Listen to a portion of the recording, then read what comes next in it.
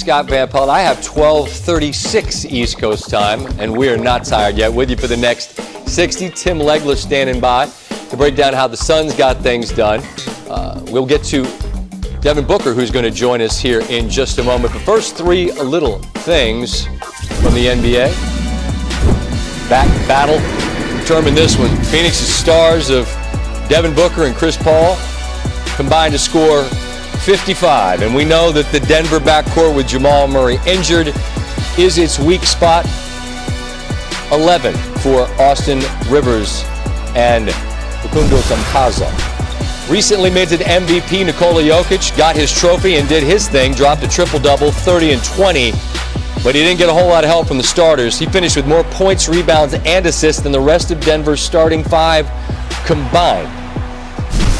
So the dreaded 0-3 hole is what the Nuggets face. Teams that have been in that spot have gone 0-142.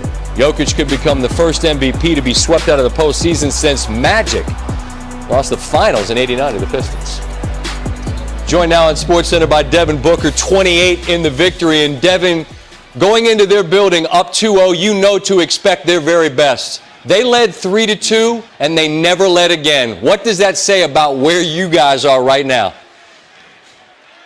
I mean, I think we're peaking at the right time. I wouldn't say peaking. I'd say we're getting better as games go on. I think the regular season prepared us for these games.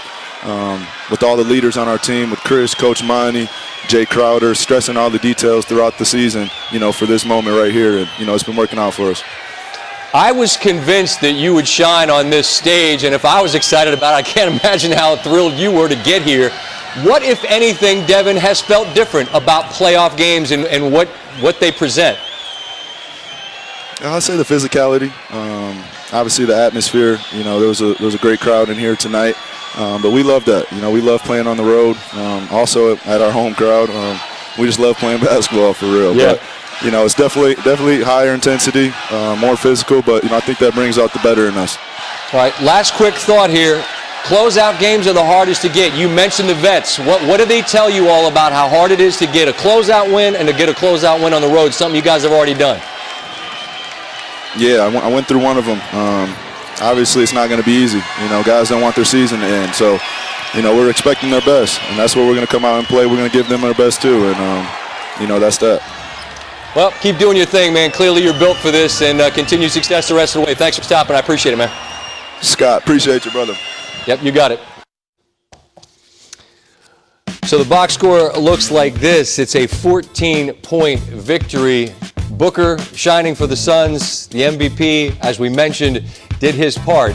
But the story of this game is that backcourt of Phoenix, better than the big fella there who said this belongs to his team. It was a very brief acceptance speech, but it was cool. Devin Booker can score so many ways. Turnaround, Jay. Misses the three. Love the confidence. I'll shoot again. You give me two, I'll make one. Right? Like the old 3 to make 2. Kids, you used to get 3 free throws to make 2, which is really nonsense.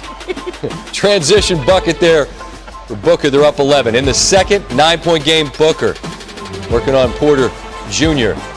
And one number one takes the other number one to the rim. 15 points in the first half for Booker. Nuggets down 9, looking for something out of the backcourt. Austin Rivers has made some big shots in that Portland series. He airballs it. Jokic there to gather, puts it back. 15 and 12 in the first half. Nuggets hanging around within 4. Booker, 3, all 3 of these. And then Booker lulls Jokic, gets his hands down, then pulls another corner 3.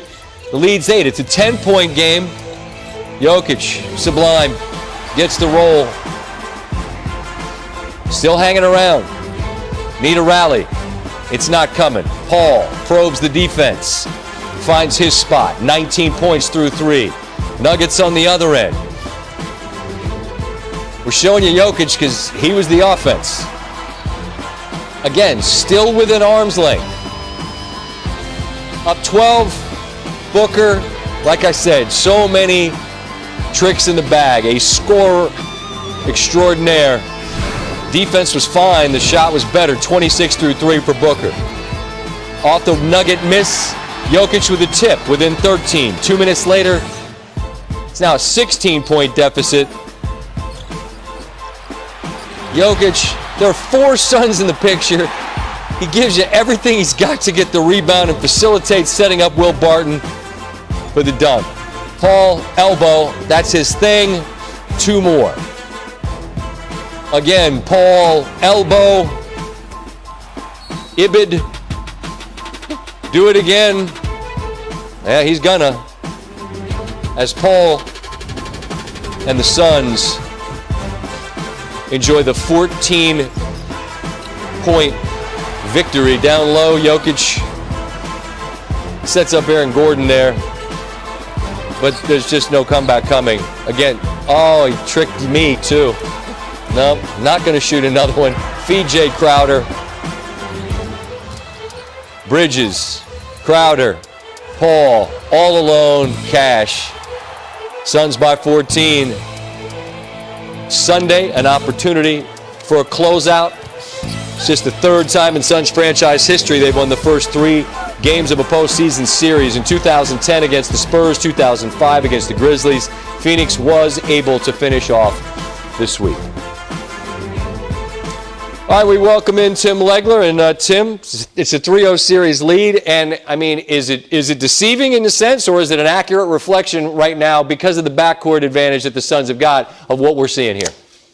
It's an accurate reflection for sure, and I thought Denver had a chance to get into this series by winning this game. I was asked before the game, what would it take? And I said, probably a 30-point triple-double out of Nikola Jokic. He was even better than that. He was a 30-20-10 night, but he got no help, and ultimately Phoenix just a better team. And this is where it got away from them. And this is where they're just hanging on by a thread here. You see third quarter and start out. This is a 7-point game. And this is where the offensive rebounding came to play. And I think it's just the young legs, and Denver got demoralized. And it's just the detail, Scott. Right here, you see, Booker is taking a really tough shot. He's leaning in. He's got 2 guys all over him. You have to be able to read on the weak side defensively. This ball had a flat angle. It's going to come off in this area of the floor. But take a look at what they start to do. You get guys leaking out. This is the playoffs. Every little detail matters. When this comes off the glass, this is what I'm talking about. Look at the guys leaking up the floor. This basketball is going to end up on the floor, and the only guy that gets down there is the Suns center. This is just desperation and smelling it. What does it lead to in a 7-point game? You get it to your best player, and that's filthy from the corner, but now it's 10. All right, you're still hanging on. Here's Jokic now. Again, 11-point game right here. You're still in this thing. Your best player takes a 15-foot jump shot. You even get a second attempt at the rim, Scott, but watch what happens at the end of this. Take a look at DeAndre Ayton out ahead of the pack. He is taking off like a track star. Booker's going to push it. Jokic is dead tired. He's trailing the play right here, and it's going to come into play here in a second. As you see Booker get to the rim, he's going to miss this layup. But take a look. You've got 3 Denver Nuggets, 4 if you count Jokic in the paint. DeAndre Ayton's going to go up. He's going to secure this basketball above the rim and watch the chain of events that it leads to. One pass here. You're going to get Cam Johnson sneak out to the 3-point line. You get a second swing. So precise. And again, off the offensive glass, young legs. Just like that, it's a 14-point game. I really felt like that stretch is where this got away from him. Mike Malone even alluded to it as well. The 50-50 ball, that was such a critical play. The bottom line is Phoenix is sharper. They're better. They look more poised, more mature. And if you're Denver, you can't survive some of your key guys having offensive nights like they have, particularly Michael Porter Jr. Well, let's get to that. And to be fair to Denver, in a league where you really kind of need 2 superstars to have a shot, and some have more than that, they do. But Murray gets injured, and outside of Jokic, who, as you point out, was tremendous, what did they get? Or I guess maybe the better way is to say, what didn't they get on Friday night, Tim? Yeah, look, the key is this. Michael Porter Jr. took a huge step forward this year. There's no doubt. I think he's headed to becoming a perennial all-star. But I think what you're seeing right now in this series, he's not quite ready for this moment because they need him to be a 25-point guy to supplement what Jokic is going to give you. I think it's at the point now. We've seen enough out of Jokic to know what he did tonight. I expected him to do. He's going to fill it up every night. You can count on that. Where else is it going to come from? Aaron Gordon really struggled, and he's kind of been in a defensive mindset since he got there anyway, and he wasn't able to really turn it up without Jamal Murray. So Porter is the guy. He's critical. I mean, they got decent games out of Morris, and Will Barton played okay. Michael Porter Jr. is the one guy they had that's capable of having a 25 or 30-point night in a moment like this to get you back in the series. He just looks like maybe he didn't have enough confidence and he didn't get going, and he just really struggled. His body language wasn't great. He's maybe a year away from where he needs to be, Scott, for this team to be taken really seriously to West when they get Murray back. I mean, as you well know, it's typically a process of growth. You get there, you take steps, and Denver made a big step in the bubble. You lose Murray, that's big. I'm frankly surprised that Phoenix, in its first incarnation like this, looks this good, and it's setting up for a steamroll towards the final and perhaps the Jazz, but a long way to go for them as they're only halfway there. Tim, appreciate the time. We'll talk again next week, I'm sure. You got it, Scott. So since the Suns were behind the Lakers 2-1, remember LeBron back down Jay Crowder? Laker bench really enjoyed that. Remember? Yeah.